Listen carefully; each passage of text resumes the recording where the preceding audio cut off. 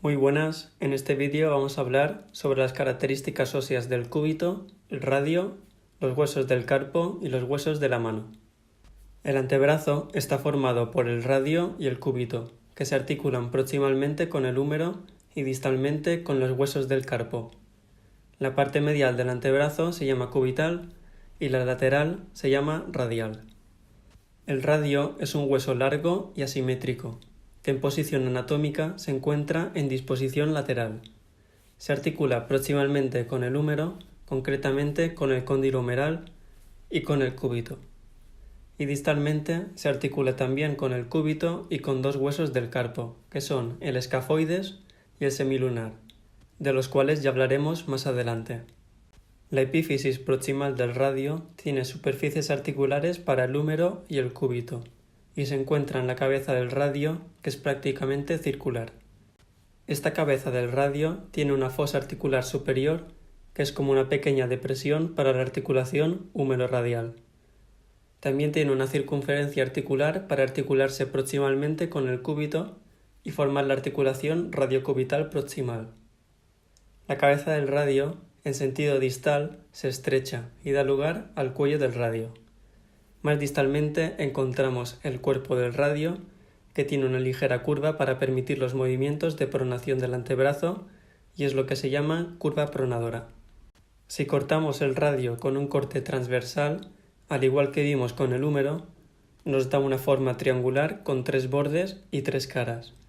Los tres bordes son el borde interóseo o medial, que mira hacia el cúbito y es el punto de inserción de la membrana interósea, el borde posterior y el borde anterior.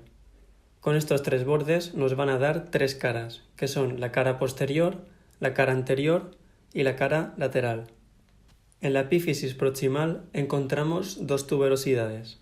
En la parte más medial encontramos la tuberosidad del radio o tuberosidad bicipital, que es el punto de inserción del tendón del bíceps braquial. Más lateral e inferior se encuentra la tuberosidad pronadora, donde se inserta el músculo pronador redondo. En la epífisis distal, el radio se ensancha y con un corte transversal encontraríamos un polígono de 5 caras. Una cara medial, una lateral, una ventral, una dorsal y una dorsolateral. En la cara lateral existe una pequeña prolongación llamada cresta supraestiloide, que acaba distalmente en la apófisis estiloides del radio, donde se inserta el músculo braquiorradial. Medialmente encontramos una superficie cóncava para el cúbito, que es la escotadura cubital, que permite la pronosupinación en la articulación radiocubital distal. Dorsalmente, entre las caras dorsal y dorsolateral, encontramos el tubérculo dorsal del radio o tubérculo de Lister. También separa el corredor 1 y 2 de los corredores 3 y 4. Por el primero pasan los tendones del abductor largo y extensor corto del pulgar. Por el segundo pasan los tendones de los extensores radiales largo y corto del carpo. En medio tendríamos este tubérculo dorsal. Por el tercer corredor pasa el extensor largo del pulgar y por el cuarto corredor el extensor del índice y el extensor de los dedos. En la parte más distal del radio está la cara articular carpiana con diversas carillas articulares, una más lateral para el escafoides y una más medial para el semilunar. El cúbito se encuentra en disposición medial en la posición anatómica. Es un hueso largo y asimétrico que se articula con el radio y el húmero proximalmente, concretamente con la tróclea humeral, y distalmente tan solo con el radio. En su epífisis proximal encontramos una prominencia ósea que se llama olecranon, que es el punto de inserción del tríceps braquial. Tiene además un pico que con la extensión completa de codo va a la fosa olecraniana del húmero. Anteriormente, la epífisis proximal presenta una escotadura troclear o cavidad sigmoidea mayor, que encaja con la tróclea humeral para crear la articulación húmero-cubital. En la cara ventral destaca la apófisis coronoide, que encaja con la fosa coronoide del húmero. Justo por debajo se encuentra la tuberosidad del cúbito, que es donde se inserta el músculo braquial anterior. En la zona lateral de la epífisis proximal podemos ver la escotadura radial o cavidad sigmoidea menor, que sirve también para articularse con la circunferencia articular del radio y formar la articulación radiocubital proximal. En el cuerpo del cúbito se encuentra la cresta del músculo supinador, que es donde tiene su origen. Esta diáfisis, igual que el radio, tiene 3 bordes y 3 caras. Tiene un borde interóseo, un borde posterior y uno anterior, y las caras son anterior, posterior y medial. En la cara posterior de la epífisis distal o cabeza del cúbito se encuentra la apófisis estiloides, que es una prolongación visible tanto anterior como posteriormente y es el punto de inserción del braquio radial. Lateralmente tiene la circunferencia articular para el radio y posteriormente, al lado de las tiroides, un pequeño surco para el paso del tendón del músculo extensor cubital del carpo por el corredor número 6. El carpo está formado por 8 huesos cortos dispuestos en 2 filas transversales de 4 huesos cada una. La fila proximal se articula con el radio y la forman el escafoides, el semilunar, el piramidal y el pisiforme, de radial a cubital. Esta fila proximal se articulará además con la fila distal, formando la articulación mediocarpiana o intercarpiana. La fila distal la forman el hueso trapecio, trapezoide, grande y ganchoso, también de radial a cubital. Los metacarpianos se articulan con los huesos de esta fila distal. En el conjunto de los huesos del carpo, su cara palmar es ligeramente cóncava y por allí pasarán estructuras del túnel carpiano. En cambio, la cara dorsal es ligeramente convexa y por allí pasarán los corredores de los músculos extensores. Los relieves óseos más destacables de estos huesos se encuentran en el escafoides y en el ganchoso. El escafoides es el hueso más voluminoso de la primera fila y tiene un tubérculo llamado tubérculo del escafoides, que sirve como punto de inserción del ligamento colateral radial y el retináculo flexor. Esta parte del escafoides se puede palpar en el fondo de la tabaquera anatómica. El escafoides proximalmente se articula con el radio, medialmente con el semilunar y el grande y distalmente con el trapecio y trapezoide.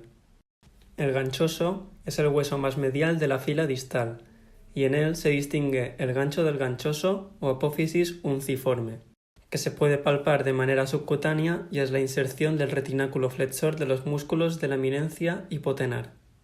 El hueso semilunar se articula proximalmente con el radio, medialmente con el piramidal, lateralmente con el escafoides y distalmente con el grande y el ganchoso. Forma parte de la parte más cóncava del carpo, por lo que en algunos cortes coronales no se puede ver. El piramidal no se articula directamente con el cúbito, ya que hay un fibrocartílago triangular en medio. Se articula con el pisiforme ventralmente, con el semilunar lateralmente y con el ganchoso distalmente. El pisiforme se apoya directamente sobre el piramidal. En él se insertan el tendón del flexor cubital del carpo, el retináculo flexor, el ligamento colateral cubital y la aponeurosis que formará el canal de Guyon. Este canal de Guyon se forma entre el pisiforme y el gancho del ganchoso, y por allí pasa el nervio cubital. En la fila distal, el trapecio se articula con el primer metacarpo, formando la articulación trapecio-metacarpiana. El trapezoide se articula con el segundo meta, el grande con el tercero y el ganchoso con el cuarto y quinto meta. El trapecio también tiene un tubérculo que sirve de punto de inserción del retináculo flexor. El trapecio también se articula proximalmente con el escafoides. Los huesos de la mano son los 5 metacarpianos, que tienen todos la misma estructura, una base, un cuerpo y una cabeza. El primer metacarpiano es el del pulgar, que es el más voluminoso pero no el más largo, que serán el segundo y el tercero. Proximalmente se articulan con la fila distal del carpo y distalmente con las falanges. También algunos metacarpianos se articulan entre ellos. El primer metacarpo tiene una superficie articular para el trapecio y formará una articulación silla de montar. Ventralmente también tiene caras articulares para los huesos sesamoideos. También puede haber huesos sesamoideos en el segundo y tercer meta, y más raramente en el cuarto y quinto. Estos huesos son variables y se encuentran en la profundidad de un tendón, aumentando la superficie articular. La diáfisis de los metacarpianos es corta. Llamaremos base a sus epífisis proximales y cabeza a sus epífisis distales. Las falanges son huesos largos y simétricos. Todos los dedos tienen 3 falanges, excepto el pulgar y el dedo gordo del pie, que tienen 2. Por lo tanto, los dedos pueden ser difalángicos o trifalángicos. Los dedos trifalángicos tienen una falange proximal, una media y una distal. Los difalángicos tan solo tienen una falange proximal y una distal. Todas las falanges, al igual que los metacarpianos, tienen una base, un cuerpo y una cabeza. Las bases tienen forma de fosa convexa y las cabezas forma de doble cóndilo. La falange media tiene una base bilobulada para acomodar la cabeza de la falange proximal. Y esto es todo, pongan pulgar arriba, compartan y suscríbanse si les ha gustado y nos vemos en el próximo vídeo. Un saludo.